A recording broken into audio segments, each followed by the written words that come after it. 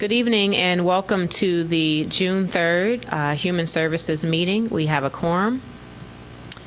May we have approval of the meeting minutes of a motion for approval of the meeting minutes for May 6, 2019? So moved. Second. Any discussion? All in favor? Aye. Aye. Any opposed? Minutes passed for May 6, 2019. We have citizen comment, and we have 5 signed up for citizen comment. We'll have 3 minutes for each. We're going to start with Catherine Jackson Bradley, and you are here to speak on the Jackson Honorary Street sign. I am. Welcome. I am. Hi, welcome. Again, my name is Catherine Jackson Bradley. I'm an Evanstonian. I'm triple orange and blue, ETHS, U of I, and Chicago Bears. But what I'm here today is to talk about Resolution 46R-19. And yes, that is for my father, Ernest W. Jackson. And not just because he has been a 55-year resident and landlord at the corner of Lake and Florence, but just what it means to him to be in this neighborhood. He migrated from his family farm in Alabama, Elkmont, Alabama, in 1958, always with the presumption that he would work a lot, make money, and move back to that family farm. But something about the allure and draw of Evanston has had him remain here. There are many times that life changes where he could have returned to that family farm that still exists, but he has remained steadfast here during his 96 years of life. More than traveling the world or more than sometimes even family, he has enjoyed being a resident and landlord and property owner here in Evanston. As you know, it takes a lot to stay here even during your senior years, what the cost of Evanston is. But he is a future thinking person, always thinking about generations to come. And because of that, he was one of the community men who helped to build the Penny Park. He said, this will be for generations to come after me. And so Evanston has a high walk score. You know, the sidewalks at Evanston are so important.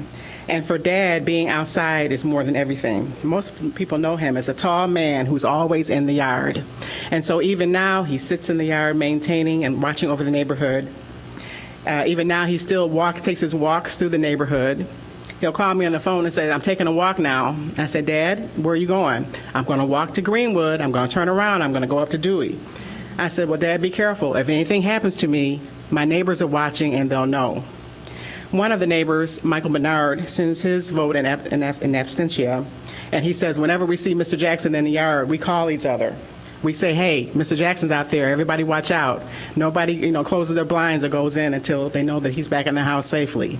And so for those types of neighbors, and just because of his future thinking, we think this would be a great living legacy to him and what it has taken for him to stay on that corner, as he would say, for 55 years.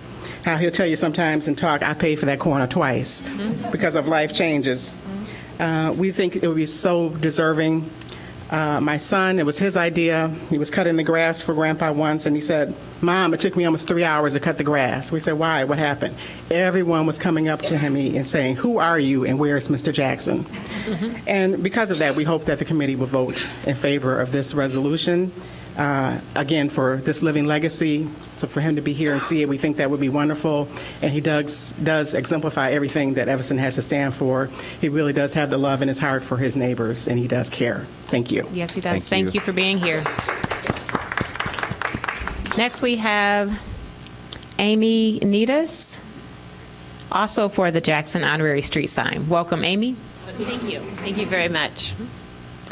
I will make my remarks very brief, but 17 years ago, my husband and I moved to 1606 Lake Street, which is right next to Mr. Jackson.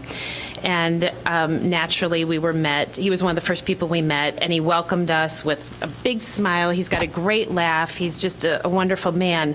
But what was impressive as we were new coming to this neighborhood was that on any given day, there would be a half a dozen kids from Penny Park or around the hood who are just hanging in the middle of his driveway with him.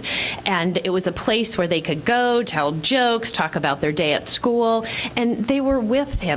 And he was accepting of that. They were cooling off after a long playing at Penny Park. He's just a pillar of that corner. His presence is felt by all, as Kathy mentioned, and he's just a very important person in our life. I can tell you that if we were to put an analogy to Mr. Jackson and what he is to that corner, it would be a lighthouse keeper. On most days, he's either, as Kathy mentioned, in his garden, doing his lawn, sitting in his chair, watching over the neighborhood, and talking with a lot of the kids in the hood. We also believe that, his positive interactions and people seeing that and him being out and about, as Kathy was mentioning, walking around the neighborhood, that all goes to speak to the volumes of what this man means to us. So I do hope that the council will consider this request. It's very deserving, and this man encompasses all of the designations that are required for this request. So thank you. Thank you, Amy, for your comments. We have next Cameron. It looks like Ellis, maybe. Thank you for being here, Cameron. Also here to speak on the Jackson Honorary Street sign. Yes, I am. Thank you all. My name is Cameron Ellis. I am here in support of the honorary street dedication for Mr. Ernest Jackson. My family and I have lived on Mr. Jackson's block for many years. It is Mr. Jackson's block. There's no better way to define it. He has been in this neighborhood, also known as the Penny Park neighborhood, for many decades, and many of us have him to thank for getting to know other neighbors that we otherwise may not have met. He is truly the anchor of a neighborhood that keeps getting better and better. Very often he is outside taking care of his property and his yard, as has been already mentioned, always available as an ambassador of our neighborhood to anybody passing by that would care to talk. Anyone who did stop to chat without having a say in the matter has been encouraged by him to better themselves, to work, to advance in your work, to get an education. Make sure your children get an education, especially college. Make sure you put some money aside. Don't spend it all. Mr. Jackson and I have had conversations that I would have not expected about politics, the stock market, and race, among other things. It has been both an honor and education knowing Mr. Jackson. Lastly, I thought to myself, what is important for the Human Services Committee to know about Mr. Jackson so they understand our request and can join us enthusiastically with their support. So specifically to the committee before me tonight, considering this request, the most important thing you need to know about Mr. Jackson is that he embodies someone that you, acting on our behalf as the city, can hold up and say, this is what makes our city great, this is who we are, we recognize you, and we support you. We are proud to have you, Mr. Jackson, and we wish to honor what you have been for all of us all these many years. Thank you. Thank you. Next, we have Linda Del Bosque.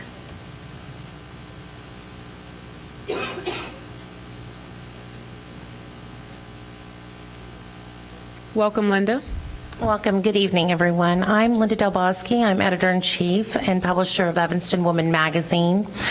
I've been living in Evanston since 2015, and I've noticed a growth of Latino Hispanic community, Hispanic, not Latino, it'd be the Hispanic community in the Evanston area. As we are a sanctuary city, I also noticed that the city provides a limited resources to the Latinos or Hispanics who live here in Evanston. As we know, many of them who live in the certain wards in Evanston are first generation. So with that in mind, they're unable to receive important information that's delivered through the city. After speaking with Patrick Deacon and Dr. Ephraim, I've come to find out that we don't have a full-time translator on staff. And I don't know why. And this is something that's very important because it's growing. We've seen the market from the last census, that is the census that will be taken, it'll be up almost 15%. And in the next 10 years, it'll be up another 10 to 15%, unless there's more gentrification taking place. Other than that, I would suggest, and I'd like to see if there's an opportunity for the city to place in their budget next year to have a Hispanic or a Latino translator on staff or a department. I don't know what they're doing currently right now or what the plans are for the future. Thank you. One more thing. Because of this, I've created La Voz de Evanston. It is a Latino publication. It comes out 6 times a year, and it will directly speak. It will be a Spanish publication delivered in words that my community lives in. So definitely, I look forward to working with the city more in that respect. Thank you. Thank you. Ms. Doreen Price, you're here to speak on training. Yes, I'm sorry. Thank you. Doreen Price, 7th Ward. Yes, and particularly to focus on partially what was requested or at least addressed from the rules meeting in terms of Alderman Bruce Simmons, and it had to do with equity training and enforcement of those desired incomes, not enforcement, but a support for those desired outcomes. Sorry. And there was a June 3rd memo to Chairman Bruce Simmons for this committee and the committee members about training in regard to her question about training that had diversity in it. I, as an independent resident, don't see, and I read it several times, any indication that her question was answered, only because I see that, okay, we have these qualifications, they're legal, they look at ethics and whatever. But ethics isn't necessarily what's going to be dealing with equity and having to look at a broader perspective or problems in terms of a broader perspective than ethics would necessarily determine. So it's my suggestion that this be rewritten and reapproached more directly with regard to equity concerns, or if Patricia Effion supports this or we would like to see it amended. But just as a citizen, I see it lacking in terms of the emphasis that needs to be taken to be effective and also to be welcomed in the community. There are people who have been there for a long time, and I'd like to make sure that they're tested on a current basis of expectations right now before they go any further in terms of implementing these additional responsibilities. Thank you very much. Thank you, Doreen. Is there anyone that didn't sign up? Yes, Karen. I can come and sign that if you want me to. So I'm Karen Courtwright, and I just want to ripple on what Linda DeVask had to say, because when I was working on a committee for the city and the issue came up of making something available in Spanish, it was my understanding that it was kind of a catch as catch can. There was no formal way of doing it. It wasn't necessarily done by professional translation. And I think that's extremely important, and I recognize it's a cost. But to have proper translation for official city business and even for city communications of routine matters shows a level of respect and the import of people who speak Spanish. I just think it's really critical. So I just wanted to lend my voice to her recommendation. Thank you, Karen. If you don't mind, just thank you. We're going to move on to items for consideration. If Alderman Braithwaite, you could take us to HH1. Thank you, Madam Chair. Madam Chair, members of the committee, I'd like to move item HH1. It's resolution R 46-R-19, designating the portion of Lake Street between Florence Avenue and Dewey. Is it Florence? So I should have read this before. It's definitely a portion of Lake Street on Florence between Lake and Greenwood is what it should read. We'll make that correction. I just caught that. Sorry. It's the honorary street name sign Ernest W. Jackson Way. The Parks and Recreation and Community Services Board recommend the adoption of the resolution 46-R-19 naming the portion of Lake Street between Florence and Dewey Avenue with the honorary street name. And we'll make those edits before it comes to City Council. Any further discussion? Is there a second? Yes, Alderman Ravel. Okay, thank you. Yeah. Just thanking the family for coming out. I live blocks away from Mr. Jackson, and everything that was shared, he truly is an icon in the neighborhood. This is one of the few, I think, wonderful things that we get to do for the members of the public. Every year, we are allowed to accept applications from residents, and it's just really nice to see the way that he's being honored. And for the people that are here this evening, there's so many more folks who live in that area who know Mr. Jackson and see him on a regular basis. So I hope, Ms. Bradley, that you're able to share with him this video that's going to be online probably within the next 48 hours. And we look forward to this passing through City Council and scheduling the date. Thank you. Thank you. Any further discussion? And thank you all for coming and sharing the great stories. It's certainly inspiring to hear about wonderful residents like Mr. Jackson. So thank you. Excited to support this. All in favor? Aye. Any opposed? The resolution 46R19 designating the portion of We'll Get the Streets Right in honor of Mr. Ernest W. Jackson Way is recommended to City Council. Congratulations to the family also. We're going to move on to items for discussion. We have HH2. Do we have? Yes, if you could join us. I am going to ask that we have item CR number 1901 held to another Human Services agenda. The resident would like to have public comment to that. All right. Good evening, Madam Chair and members of the committee. Sergeant Hart, Office of Professional Standards. Any questions regarding CR 1803? Alderman Fleming? I don't have any questions, but I just want to, because I know that I can be critical, so when good things are happening, I want to make sure I'm just as vocal. And I just want to, I know we're not going to talk about both of them tonight, but I just want to publicly thank you all for the work that you're doing to make sure that these, not that they weren't always investigated, but to make sure residents feel heard. I know that, and the one we're not going to speak about, I believe it was closed and then opened up again, and there was another one like that, you know, in the more recent future. And so I just appreciate the detail that's been put into these, that things that I know when I have come to committee and I've heard from citizens, even the smallest thing that our citizen might not be against the law, but the citizens feel like they haven't been heard. I know in reading these, I can tell that I'm not sure how the citizens necessarily feel, but I can tell from reading them that there's a different level of attention being put to these now, and I really appreciate that you all are doing that and that you're really taking the time to correct officers and do some retraining where needed on those small interactions before we have, you know, so to keep us in par with not having a major incident. All right. Thank you, Alderman. Thank you. And just to add to that, the personal responses that you're giving to the residents that have concern. In our last Human Services, we had a resident complaint that ended with a more satisfied resident in us being open and inviting into having meetings with our leadership at the department, including our chief. So thank you for this extra effort. All right. Thank you.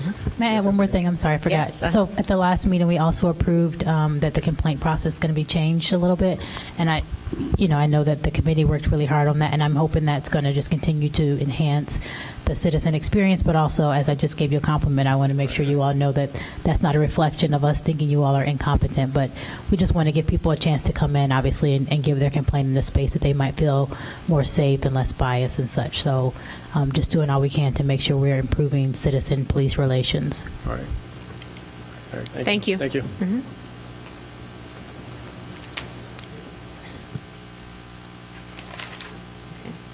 Moving on, we have items for communication, HH3, an update on general assistance.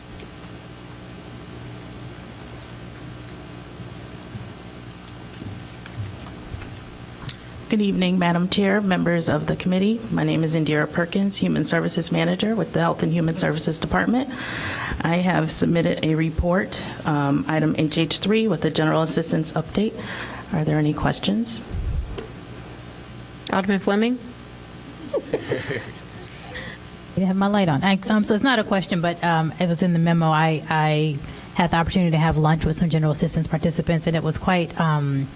It was really enlightening for me. I hear, as we all do, different things from different people and their experience, and so being able to talk to the residents, personally was really helpful. And just to share with my colleagues, some of the things that they talked about was, they really want to work. They appreciate general assistance, but these are folks that really want to work, even seasonal jobs. And so I'm going to be following up with the city managers. Several of them mentioned applying for jobs here at the city and being passed over, I'll say. So that was the highest thing on their list. And then I think just any opportunity to advance themselves past general assistance. They were very thankful for the assistance they had, but they talked about the GED program and such. And so, to share that with you all and to thank you as a staff, because of course there were a few complaints, but for the most part, everyone was just very appreciative of the opportunity and of the assistance, but they knew that they wanted more for themselves and really trying to take advantage of every opportunity we have. So I'm always going to encourage us to support general assistance. I think we can continue to do more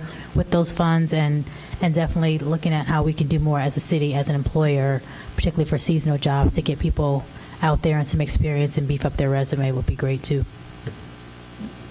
Any further discussion? Is there anything you wanted to add? The invitation to come have lunch with the participants is open to all of the aldermen. They really did enjoy their time with Alderman Fleming. They were very, very, very vocal, very transparent about the likes and dislikes of the program. So it was a wonderful time. So the invitation is out there for all of the aldermen. Thank you. Thank you. Moving on, we have HH4. We have rodent control update. Director? Are there any concerns, any questions about the memo? So I think it's important to note, because I've worked with our staff, I've had a number of rats like in my specific area, and I think it's great that our overall numbers are going down, and I think that's important to note. But something the residents should keep in mind is it is the summer is when we get to see when we typically see the most activity. That's for several reasons. Weather, people are partying more, trash is out, and then the other thing that I've come to understand through Director Abobo is that the movement in the construction has a way of displacing the rats. And so I've done a tour with one of our staff, and one of the things that I encourage people to pay attention to, particularly our aldermen, because I know you drive all around town, is any garages where the doors don't come down tend to be wonderful places for them to hide. Construction debris, we see more of it. So there are probably like 4 or 5 houses in my neighborhood where people are starting to repair their garages, houses, etc. So if we want to see our numbers to continue to trend downward, we just want to be mindful of that. So I just thank you very much for your staff responding very quickly, as well the information that you've provided that I will be sharing in my newsletter. Any further discussion? Alderman Ravel? I was just interested to see the neighborhood garbage watch newsletters in our packet. Those seem really effective and a good way to communicate directly with particular neighborhoods. Thank you. Thank you, Director. And we have HH6, hiring process, training, and administrative hearing officers. Excuse me, I skipped 5? I sure did. HH5, limited English language access policy update. Hello, Ms. Martinez. Good evening, Madam Chair, members of the committee. My name is Paulina Martinez, Assistant to the City Manager. I am here to answer any questions you may have about the language access policy update that was in your packet. Although I would like to highlight that there was an employee survey that went out today. We've had a good response so far. And it's just basically an assessment of what are our current practices at the City of Evanston at an individual and department basis. One of the things that I know, Alderman Fleming, you could speak to this, that some of the comments earlier in terms of access in the residents, and I think I would agree. And just to expand the conversation, definitely we have a growing Spanish-speaking population where there's always a need for translation. In addition to that, we've also talked about other nationalities. So, and you can speak to this, we have members of staff who speak Spanish, but I think it's important to note, and please talk about this, the number of different dialects represented within the Spanish-speaking population and how it varies. And then if someone needs to translate or needs translation who comes up to our city service, to our city hall, who's contacted and how do they access that person? Sure. So we do have a list of staff members who speak a second language. The majority of them, the second language is Spanish. I cannot speak as to the regionalism of Spanish that they speak, although it's not very different, like what a Mexican might speak to what an Argentinian might speak, right? It's pretty universal in that sense. The second question was, how do they access translations, if that is what they're asking? So right now, we don't really have a policy. The only department that I have come to find out that does have a written policy is the police department. I'm yet to review that policy that they did provide me with. But as of right now, and based on the answers that I have received today from the survey, most people will just rely on staff members that they know that speak a second language to ask them for either translation or interpretation services. Okay. So we don't have anything written or anything concrete at this point. So we have some work to do. Yes. Yes. Agreeing that we need to have this available to our residents, but just as a point, I have had really good support from staff as I've needed on occasion. Translation services and also residents in the community. We have a growing population of refugee community that is Arabic speaking, and I have a resident that does all those translations. So for now, if this is being discussed, please do encourage non-English speaking people to engage with the city, because one, it'll show the demand, and secondly, we do have ways that we can accommodate it while we're working on a more official solution to this. Yes, absolutely. So based on the preliminary research that we did, the census data that we pulled, it was determined that the most demand was from Spanish-speaking and Chinese-speaking. It didn't really define whether it was Mandarin or Cantonese. Based on my conversations with the library staff and other staff members around the city, it's kind of known that it's Mandarin that has the demand. So I am working with some staff members at the library to engage Mandarin-speaking people on a more personal level to find out what their needs are. Awesome. Alderman Braithwaite? Thank you. Just a follow-up question. I know some of us will translate our newsletters. I know Alderman Fleming will, or from time to time, Alderman Simmons. What other publications are translated into Spanish?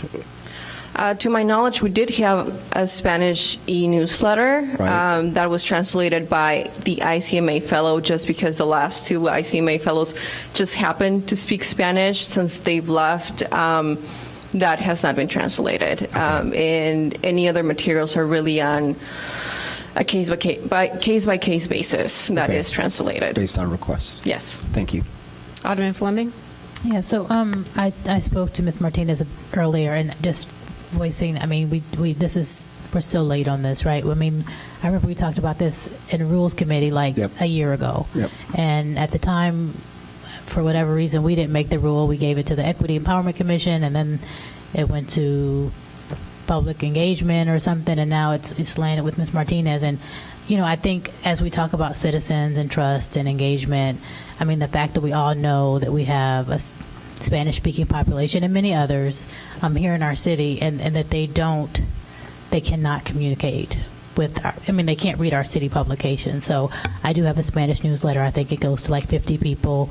I have a lady in my ward, as we all do, who can translate. Mm-hmm. However, it's kind of not her responsibility. And if someone's coming here potentially to talk about a confidential matter in the health department or what have you, the idea that we have to have some whatever citizen is around, maybe available, I think it really is unfortunate. I think it's really a shame on us. And I appreciate your thoroughness and working on this and having, survey and such. But, aside from the cost, I guess I'm really still confused as to why we just don't say we are going to translate these common things. We have camp forms. We have many basic forms here in the city.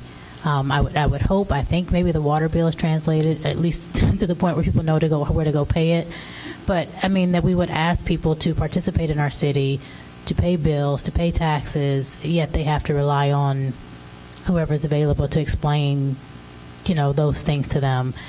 It's just a little bit beyond my my understanding as to why it's taken over. It's been a year. I mean, it's been at least a year, I think, that we've started this conversation. So I do appreciate that you are working on it now. I would hope that, I know you have many, many tasks you're working on, but I would hope that this one is really at the top of the list. And when budget time comes around, or even before, that we would find the funds to at least start to translate those documents that we know people are in need of, that we could at least, I think the city manager has been cognizant of his hiring. When we have people in the cashier's office and Parks and Rec, that we would have a Spanish speaker. I remember Eddie came before and offered to provide that service, and we didn't move forward with that. But, I mean, we just have to do much better in this way. This is really, this is really beyond my understanding why we can't do this without an entire survey of every other city in the world. And again, I appreciate your thoroughness, but I'm not sure why we just can't move the needle, at least on starting to translate some documents. So let's do it then, right? So. I think Ms. Martinez said on the phone, earlier today, that she was looking at the most used documents that we have in the city and going to at least get an estimate of how much we need, or what it costs to get those translated. I would assume we have some money somewhere around this building to get that done at least, and then to assess the staff. And my other concern, I guess, is if we have staff who speak whatever language, if they're being called in to translate, that we need to monitor that, because they're being taken away from the position that we're paying them for. They're being asked to do another service. I don't speak any other language, so I assume the translation is sufficient, but that they're now being called out to fulfill another role. I don't know if they're comfortable with that. I don't know if the person who is, being having the interpretation is comfortable with that. And I don't know how that process goes, right? If I go to pay my bill, am I kind of scattering around trying to find someone? I just don't know how welcoming all that is. So I know you're going to look into that. But yeah, I think we should just move forward as fast as we can with at least getting documents translated so that people can access services. Yes, so that's an official referral or whatever it needs to be for it to be actionable. Okay, perfect. Yes. Kimberly Richardson, assistant, Deputy City Manager. So to your point of translating documents, especially forms, the concern that I know we're trying to figure out is once the form is completed, 9 and 10, that document is going to be completed in their native language. So then it's a question of who's going to be able to read and translate that into English for staff who will be managing that work. And so we're trying to figure out that process as well, because we have to expect if someone's getting a document in their language that they're going to respond in that same language. And so intake of that document, we have to ensure that we have staff that has the ability to read and be able to translate for staff as well. Excuse me. So it's, I know that we definitely are looking at documents that are translated out. One thing that we're identifying is for meetings, for instance, as you know, translating a meeting into Spanish, for instance, there's an expectation, though, when you come to that meeting, that someone's going to be there to translate that, to be able to translate in that native language that you're advertising in. And so it's important for us to communicate, but it's also making sure that we have structures in place internally to ensure that that person who is going to be interacting with staff have that interaction consistent throughout, and not just a document just to say we printed it in your language, that's the end of it. We have to make sure on our back end of it that we also are providing the support that they need to ensure the language is being accessed. So that's why it's kind of been slow walked, is trying to identify staff, because the conversations I've had with staff members is that they don't have a problem, but they feel like they don't have a problem volunteering and assisting staff. And I think we have to identify outside of regular staff who can do this work, because one, some feel uncomfortable because there is not a technique, but people are trained to be translators, because there's different type of ways of how you communicate. Live translations versus just having conversations is a little bit different. And as you mentioned, the confidentiality. So we definitely need to have this for the budget discussion, a list of things that we need to address and how do we address them financially to ensure that we can provide the internal service. But we're definitely trying to move this as fast as we can so that we can get this through to the budget process for consideration. Because like you mentioned, we've been discussing this since you've been on the city council, and we've kind of given not a great response. And the community members have come and spoken Spanish to the council members as well to say, you know, this is how we are interpreting our conversations. If you can't understand us, how do you feel that we can understand you? So I take that to heart, and that's the reason why we want to make sure we do this right and not just throw documents together and say that we've done it, and then we don't have on the other end a good customer service process on the back end of it. But we will move fast to make sure that this is happening so we can provide a budget to you all for the city as part of the 2019 or 20 budget process. Okay. Thank you. Any further discussion on this? Nope. HH6 is the hiring process, training, and administrative hearing officers. It was brought to my attention about a month ago that we had a specific day where there were some rulings that were discriminating of black residents specifically, or black folks that had parking violations and so on. And I want to make sure, and all of us want to make sure, that we have some intention on a mandatory equity training, or what are we doing now? And we'd just like to have an update from you on the administrative hearing officers process. Sure. So not speaking in regards to the hearings that you're referring to, the request was to look at our administrative adjudication hearings officer hiring process and training. And what I put forth in the email, or excuse me, in the memorandum, was what is currently codified. So the position is an independent contractor. However, their responsibilities as well as the qualifications and training and so forth is in the city code. And so what these staff has to do is, one, we need to bring forth an amendment to the code to make some changes to how we are looking at qualifying candidates and the hiring process along with training. As to conversation about unconscious and unconscious, implicit, explicit bias training, I wouldn't call it equity. I want to be very careful using the word equity because it's not equity training. It's really looking at filters. The purpose of being, the one thing in the role of a judge is that you have to be impartial. And not speaking to the case, there are times where it was understood that maybe the judge did not come off as using the same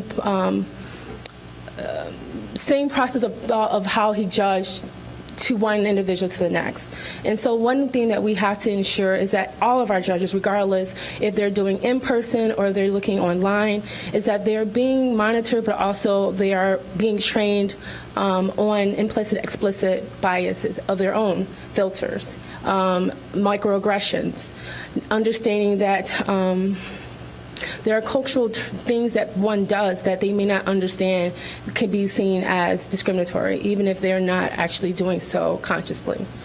So those are the things that we are looking at, and in particular, because we're changing our administrative process for our juveniles, there will be additional training for how we're handling our juvenile community members who are coming in front of hearing officers.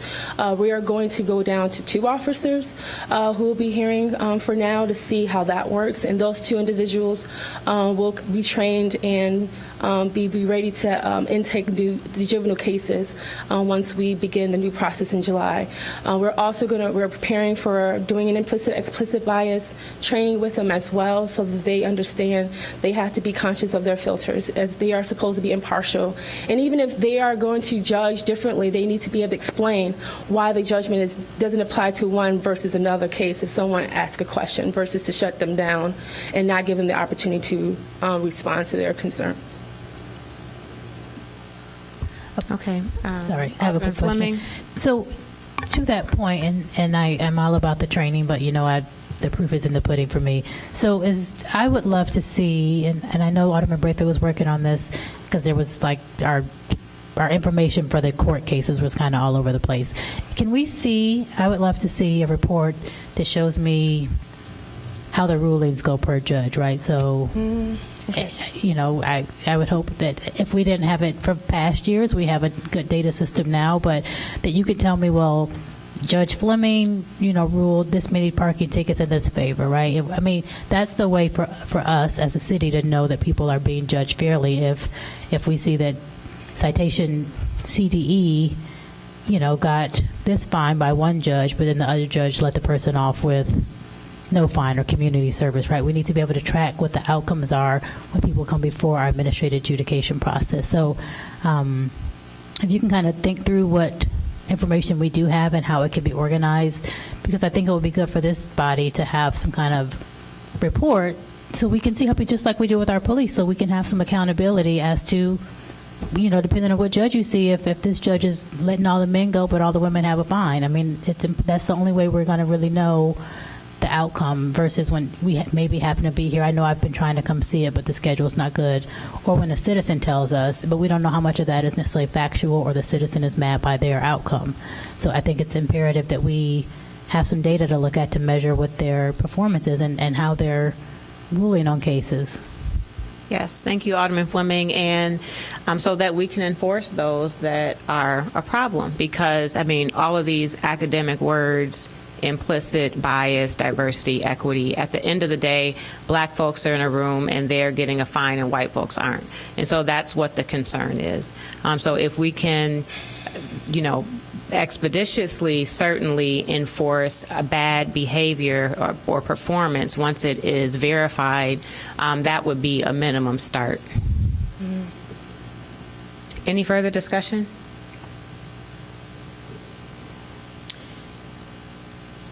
I guess that's all we have. We have no executive session, right? Thank you. Thank you. Motion for adjournment? So moved. Second. Awesome. Meeting is adjourned. Thank you. Thank you. Very efficient. And this was actually my last meeting as chair. I believe Alderman Fisk is next up.